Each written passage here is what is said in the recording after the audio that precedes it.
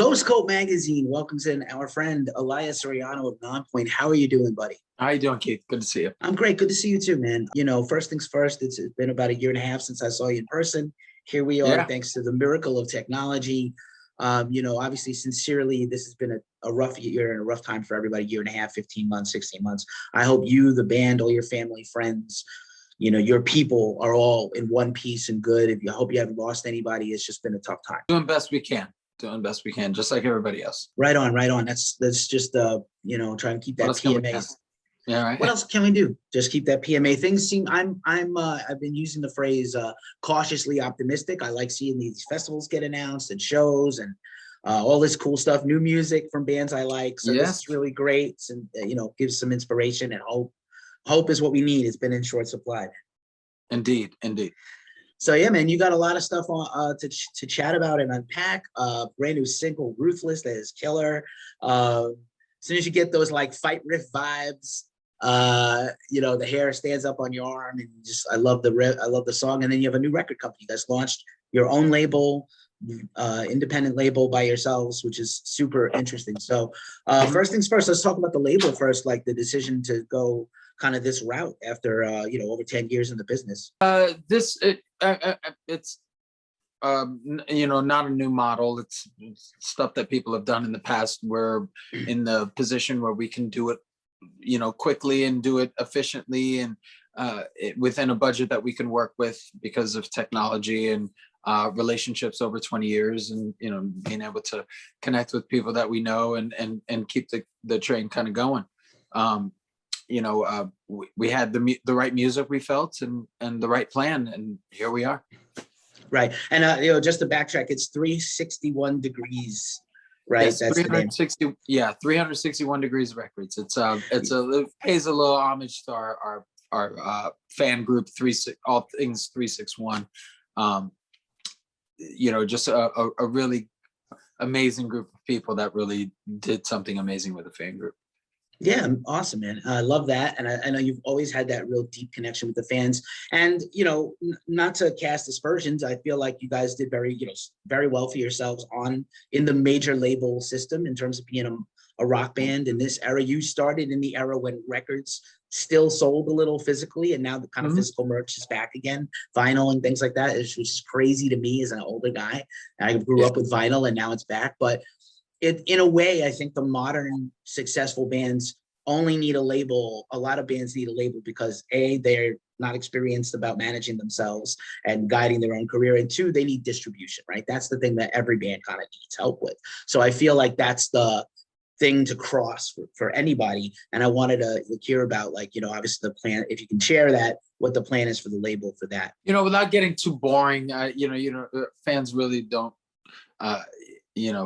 it's one of those things where music you try to keep it as magical and emotionally connecting as possible. So without getting too much into it, it's really about getting people that are it's about knowing what you don't know.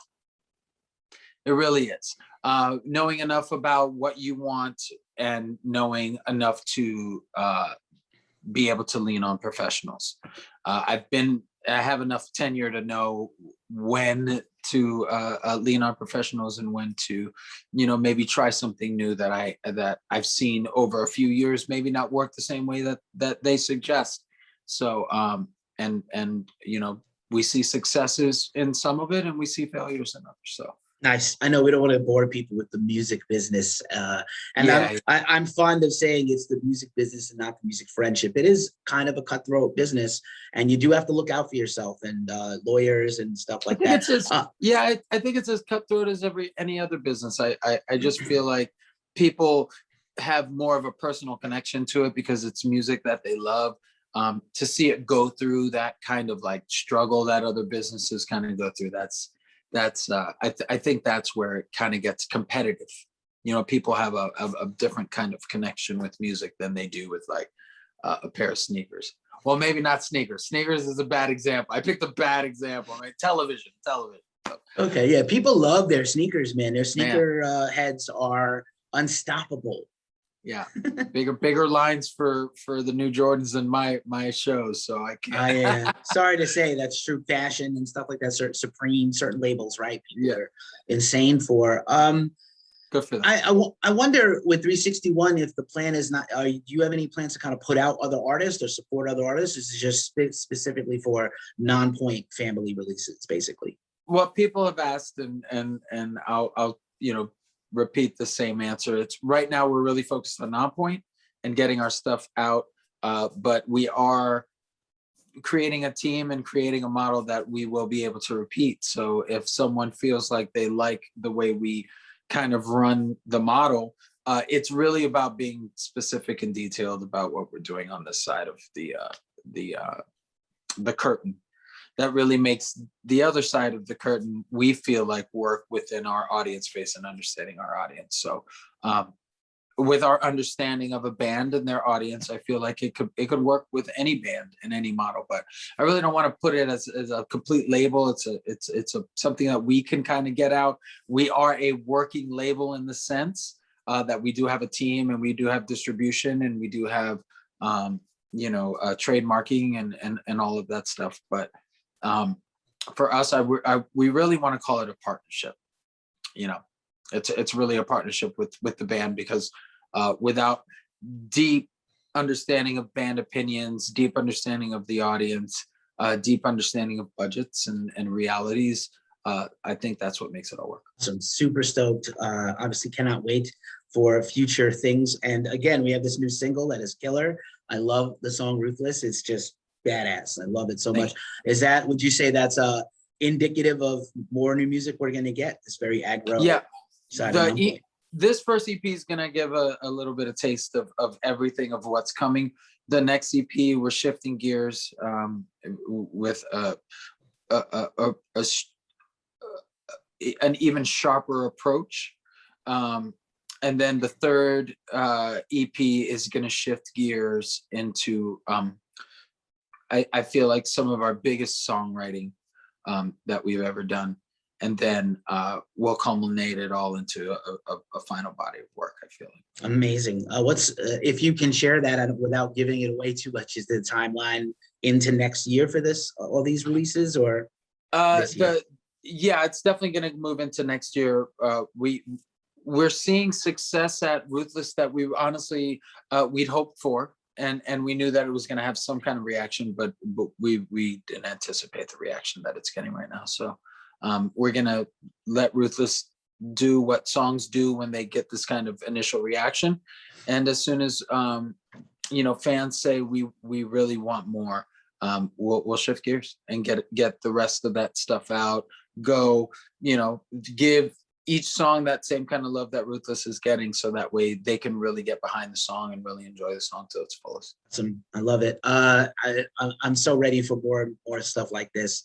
And not every band can write a song that's both heavy and catchy. I always appreciated that about the band. We talked in a previous interview about songwriting and stuff like that, so I don't want to repeat ourselves, but it is interesting to me. It's like not a lot of bands can stay very heavy and really strong, but also be super catchy and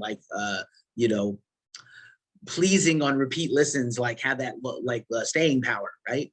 I don't know what the secret is if you have one, but you're awesome at it. The secret, I think, we kind of set our bar high. I challenge my guys as much as I can, and they challenge me equally. And I feel like everyone's opinions matter, and they will get to a better place, get a song to a better place if you really, lean on people's talents. So that's what I attest our success of our songwriting to be. Everyone understanding what each other's strengths are. I let the guys write riffs that they feel like are strong and amazing, and then they give me the same kind of freedom to be able to choose which one I like the most and put it into a song and arrange it to where Sometimes they get music back and they have to completely relearn order, of how things are, or, taking a little tiny piece and making it into a larger piece. But it's part of the fun process of our songwriting that we all kind of enjoy. And I think the secret is giving everybody their time to shine. Right on. Obviously, we're all going through this collective global event the last bit of time. And again, technology is a blessing and a curse. In a way that it's a blessing, how did you guys coordinate, like writing it in a distanced way? Or, obviously you don't all live in the same place sometimes. So I wonder how that works for you. Yeah, well, we were already kind of spread out. So and in a lot of cases, we were already kind of, ready for that. We were already kind of trained. So we send music back and forth that way, just because technology allowed that ease of not having to get into the room together, or being able to throw up a drum beat because you could program it yourself with your keyboard and your fingers. It definitely gets a lot of ideas moving faster. So, when it was like, hey, we got to send music back and forth, we were like, yeah, what else is different? There's no change here. We'll keep going that way. And then it actually, the opposite happened, where we wanted to be in the room so much together that most of this music on Ruthless and even on the next EP is going to be music that we wrote together in a room. The technology is great. It's not 100% there for everybody yet. And I know we'll talk to some bands and artists, and they just don't feel like they can vibe over the machine like they could, like you could in person. If there's not that real-time exchange, a look, a glance, body language can add a lot to, making music. But yeah, luckily we have these things. It's definitely a dance. It's not ideal. I don't wish it upon anyone to be the type of band that's spread out the way we are, but we make it work. Obviously, shows are starting to happen, festivals and tours. Are there any concrete plans? Or we'll get to hear Ruthless live. We can all shout Ruthless back at you safely. Yes, we're doing Blue Ridge and Rebel Rock this year so far. Right. We just got news of a show with an act that we're doing in Sioux City here soon. The offers are coming in very, very, very quickly. So yeah, you'll definitely see us around fall and coming back probably around the beginning of next year. So we just want to prepare it properly. There's a lot going on with Ruthless, so we want to make sure that we get ready, prepare ourselves for what we're going to be doing on the touring side. Right on. I'm even a little pleasantly surprised there's been this many festivals announced and happening soon. I definitely thought they would all get booked, and I knew they were going to be stacked. They were already kind of stacked because you have leftover things that got postponed to next year, and new bands coming on and bands with stuff coming out. It's almost like an embarrassment of riches if you are dying to go back to a show. There's a lot of choices. Blue Ridge looks amazing. I think they just added Rob Zombie, so that's awesome, and a lot of good fans in that part of the country who are dying for a show like everywhere else. So yeah, I'm a little surprised there's this many, especially the festivals, right? There's so many. I think September has already like 6, which is like, wow. Yes. Yeah, it's gonna be pretty. It's gonna be a lot of traffic. Everyone's kind of anticipating it all. So we're prepared for it. We try to be prepared for it. Right on. As you mentioned earlier, there's this great long relationship with the fans. They've had every step of the way. I really appreciate. I know social media is kind of like sort of a good angel, bad angel kind of situation, but I do like how you guys are very who you are on social media, always very interactive with the fans, loop them in, getting their opinions. I think last year you had the fans help choose a cover, really interactive with the fans. And then I seen a few of you guys just individually react and talk to fans just as if it was anything else, like very normal and very cool. And not a lot of bands are good at it. There's a downside to social media, which is you expose yourself a little bit too, right? We're seeing that these days. So I always appreciate how hard you guys work at your socials and just, like I said, communicating with the fan base. Well, that's the the best way to communicate with our fans, the fastest way to communicate with our fans, the easiest way to communicate with our fans. So, you know, why not figure out what best works in your space? And that's what we decided to do. You know, we have good teachers and good guiders that help us figure all this stuff out on our team. And you know, we just figure out a way to make it fun and something that's, you know, sustainable, something that we can just keep doing. Right on, right on. What else have you been doing in the meantime besides making music and launching a business to keep just kind of, you know, hobbies or anything to just family time, whatever you've been doing to stay sane during this period? Yeah, I was just moving into my new place with the family, getting the garden going in the back, trying to keep indoor plants alive, you know, doing the label thing, teaching my daughter 4th grade, just a lot of stuff. But you know, it's definitely something that you just find your routine and you hum through it. Nice. How's that new math treating you? New math is a son of a bitch, and it really doesn't make sense. It's learning is very accelerated this year for students. My daughter is learning algebra in the 4th grade, and that's pretty insane. So I give her credit when it's time to give her credit, because boy, she is learning stuff that I honestly I didn't learn until middle school. So same. Wow, algebra in the 4th grade. What a trooper. And in a way, it's funny. I think like in 20 years, our future leaders are all going to have had this experience. Is going to help them probably deal with adversity a lot better than our generation. Deal with the aliens that are coming, man. The aliens are coming, bro.